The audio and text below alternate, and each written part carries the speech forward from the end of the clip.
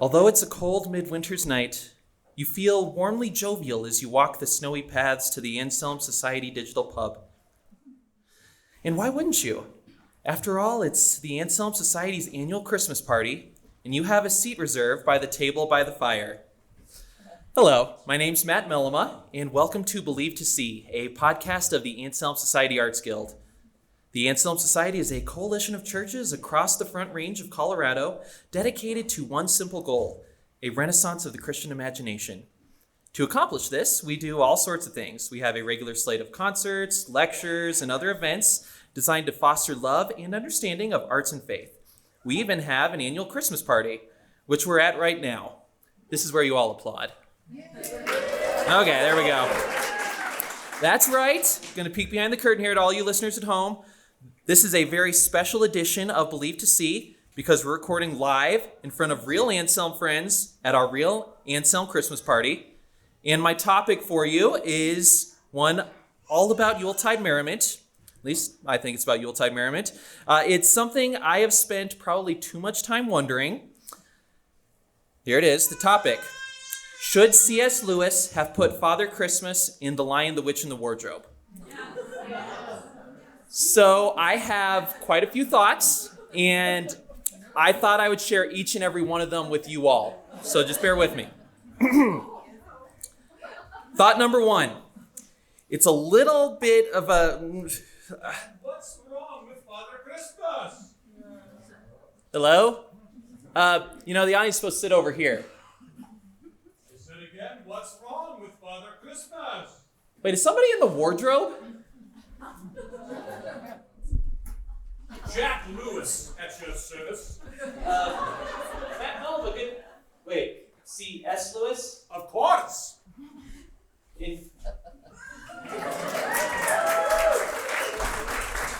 right, and you came through that wardrobe. Of course. You don't find that odd? I live in an enchanted reality. Mr. Mellema, now tell me, why do you dislike Father Christmas?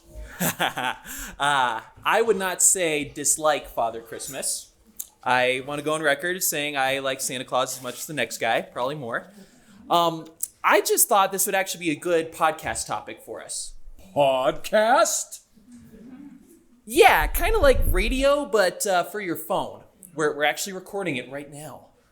So you've gathered all of these people to record your opinion on whether I made a mistake by adding Father Christmas to Narnia?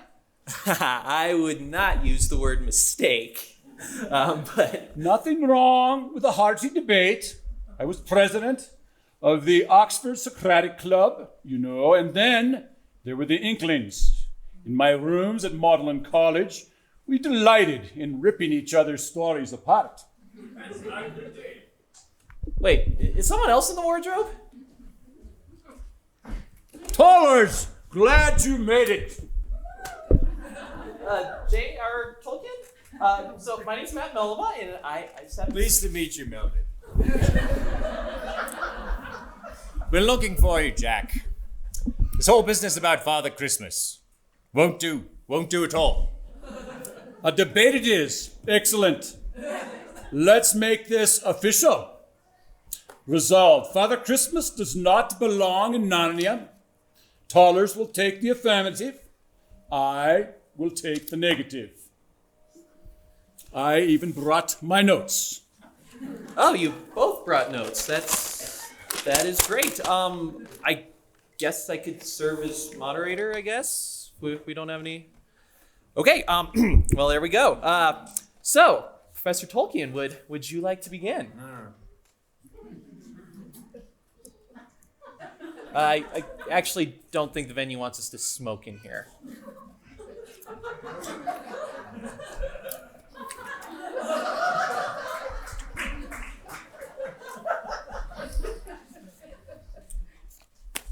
Father Christmas is symptomatic of Narnia's most serious flaw, the mixing of different mythologies. The whole Narniad is a hopeless jumble. You have children from our world, talking animals, Lilith, dwarves, Bacchus, fawns, It's a mess. Added to this cacophony is none other than Father Christmas. It won't do at all. Mr. Lewis, would you care to respond? Call me Jack. No. Mr. Lewis, would you care to respond? My response is simple. Yes, I mixed mythologies. What's your argument with that? Argument? It unravels the entire story. Look at the examples I've just listed. Pevensies come from our world. Talking animals come from Aesop. Lilith is a figure in Jewish mythology. Dwarves are Germanic. The phoenix has its roots in Arabia. Fauns and nymphs, ancient Greece. Bacchus is the Roman god of the vine, fertility, and ritual madness. You add Father Christmas to all of this. It smacks of crass commercialism. It's the most lowbrow symbol of commercialism. You cannot just take all of these characters, different origins, different meanings, different backstories. You can't throw them together and expect a cohesive world. It cannot be done. Tollers is the sort who never wants his peas and mashed potatoes to touch on his dinner plate. Of course they should never touch, but that's not the point. You've created a world in which Father Christmas and fawns coexist. That's not peas and mashed potatoes. That's wrapping a banana in cheese. A proper digestion would retch at the mixture. I'll give you a place where all of these characters are more mixed freely. The human imagination. In the imaginative world, Chinese dragons fly above Beowulf's Grendel. Thor and Hercules compete in tests of strength. Vikings and samurai and Sulu greet each other as old friends. Don't all minds work like that? Not mine. But you yourself, Paulers, mix elements. Look at Middle Earth. Dwarves, elves, men, dragons, wolves, werewolves, woozes, race. All distinct creatures with distinct folklore. And let's not forget Ents and Hobbits. You made those all up yourself. Your equivocation fails on several fronts. First, all the creatures you've just mentioned have their roots in the myths and legends of Northern and Western Europe. Every one of them could reasonably be labeled Nordic. Second, I adapted races and creatures in general. You adapted particular individuals. Third, and most importantly, I was true to the mythological tradition in order to rescue it from the nursery tales, to save it from abominations like that cartoon with the 7 dwarves. What was it called? Snow White? Ah, yes. Appalling film. And you argue that Narnia is not true to the mythological traditions? Precisely. Could you maybe give an example? I could give a treatise's worth of examples, but I will limit myself to the most egregious, that ghastly fawn. Mr. Tumnus? Oh, this is awkward.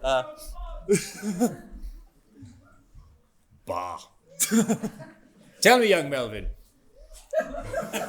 Actually, my name's Matt. Nah! You've read the Narnia books. How would you describe this fawn? Well, so Mr. Tumnus, he was supposed to deliver Lucy over to the witch, but then he couldn't go through with it. Then him and Lucy became friends, so, sweet, gentle, good-hearted friend, I guess. Exactly! That fawn is a cloying innocent. Harmless friend who makes tea for children. Do you know what fawns were in antiquity? Kind of.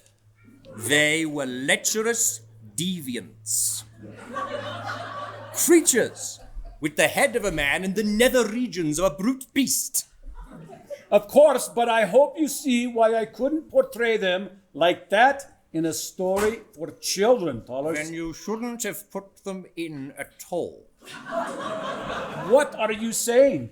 I offended the dignity of fawns? I'm saying you're not respecting the ancient tales. For 1,000 years, bards have had a singular vision of fawns. To snatch one from those tales and throw him into a children's story is the height of arrogance. Don't pretend I was the first to imagine gentle fawns. This idea of a peer mythology is wistful fiction. You know where I got the idea to include fawns in Narnia?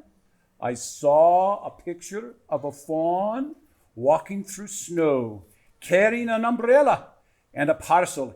It was a dainty little scene, the kind that belongs in a nursery. Very well. You did not cause the vulgarization of our myths. You merely assisted in it. Vulgarization? Your words give you away. Vulgar, of course, comes from the Latin word for common people. But what are myths but the stories of common people? Every mythological being, from gods to elves, to trolls to fauns, change over time as tales pass from storyteller to storyteller. You can't keep your myths preserved under glass. But you can slow the spread of modernity with its corrosion of the imagination. Look at what our modern age has given us. Crass, factory-produced consumerism. The ancient and the natural cast aside for the novel and the plastic. The human our most important stories, taken, snatched, to make them appeal to young children and their moneyed parents. The human person reduced to a spending machine. I assume this is still happening in your age, Melvin. It's actually worse now. You see, we got this thing called an iPhone. Yet this is exactly what the Narnia story does. Mythological worlds softened to appeal to young children. Father Christmas added on a whim without any thought as to whether he even fits in that world. Crude consumerism. Well, I'm glad you brought up Father Christmas. We finally come full circle to him. Mr. Lewis, would you like to make a couple counterpoints to Professor Tolkien? I have two. First, your criticism stems from the fact that Narnia is for children. I made Mr. Tumnus gentle because I did not want a lecherous fawn in a children's story. I included Father Christmas because he is a potent symbol that even small children understand. Considering that you yourself write children's stories, your attitude seems unjust. Of course I write children's stories. There's no argument to be made against good children's literature. Good children's literature, which mine aspires to be, encourages children to reach up to a fuller, broader world, to see more of reality, not less. Bad children's literature panders. It distracts them with bright colors, distracts them with platitudes, cushy platitudes. Father Christmas embodies this pandering. Okay, with all due respect, Professor Tolkien, we should really address the elephant in the room right now. You wrote stories about Father Christmas. You know about those. I wrote them for my children. They actually got published, so I've read them all. I think a lot of us have, right? Yeah. It was Christopher, wasn't it? Drat the boy. Very well, I did write Father Christmas stories for my children. And those Father Christmas stories had talking polar bears. Yes. And Christmas elves. Yes. And zany hijinks illustrated with little cute pictures. That's enough, Melvin. I attempted to craft an authentic Father Christmas. Not the sort who serves biscuits and cocoa. I put a lot of work into a cohesive backstory. My North Pole has depth and character. It took considerable effort and thought. And now we come to it. Come to what? The final reason you dislike Father Christmas. You think he shows I slapped the story together without planning it out at all. Now's your chance to defend yourself. Is this actually a good time to tell him, Mr. Lewis? I don't know what you're talking about, Mr. Mellima. The real reason you put Father Christmas in Narnia. Anyway, Tollers, I know you think I write too quickly, but I would humbly suggest that we should consider the source. Are you implying something, Jack? I am not implying anything, Tollers. You, my dear friend, are the slowest rider who has ever trod upon the earth. Now look here. It's the simple truth. You possess a deadly combination of perfectionism and procrastination. Don't exaggerate. Before you get in a huff, this has its benefits, Tollers. It's how you created Middle-earth. But I think it's fair to say, if I hadn't prodded you every step of the way, you may never have finished Lord of the Rings. Yes, well. Compared to such a tedious craftsman, any writer would appear slipshod. Fair enough. I'll admit, I write quickly. I don't write carelessly, however. There was an order and a purpose to everything in Narnia. An order and a purpose. Here we go. What are you talking about? You're finally going to tell Professor Tolkien the Narnia secret. The what? The secret order behind all the books of Chronicles of Narnia. I can't imagine what you're talking about. No. It's okay. The secret's out. We all know it now. In fact, there's actually a book. I have it on my Kindle. Yeah. Here you go. Check that out. Planet Narnia? Who is this Michael Ward fellow? Oh, maybe give it a little look. Okay, well, anyway, I'll go ahead and tell you then. So the idea behind this book is that each one of the books of Chronicles of Narnia is based on a different planet in the medieval cosmos. So, Horse and His Boy is Mercury, Magician's Nephew is Venus, Last Battle is Saturn, Lion, the Witch, and the Wardrobe is Jove. So the entire book is infused with this jovial influence. And as I'm sure you know, Professor Tolkien, the jovial influence is really hard to capture in our modern world. There's really no characters left that embody joviality. Pretty much the only one left in the popular consciousness is... Father Christmas. Exactly. It actually talks about it right about there. Yeah, right there.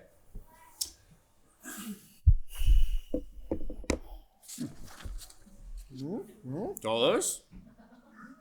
I'm dollars. Jack? Is this true? You really give your books this much thought? It seems the cat's out of the bag. Would you like the full story, Tollers? Rather. Let's say we discuss it over a pint at the Bird and the Baby. You read my mind, Tollers.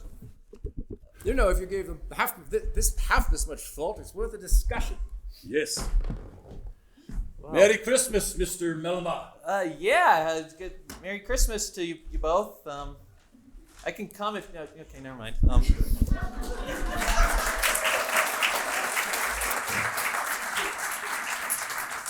Well, I suppose I should get back to the podcast now, but I think I'm going to need a different topic. There you go. Thank you all for listening.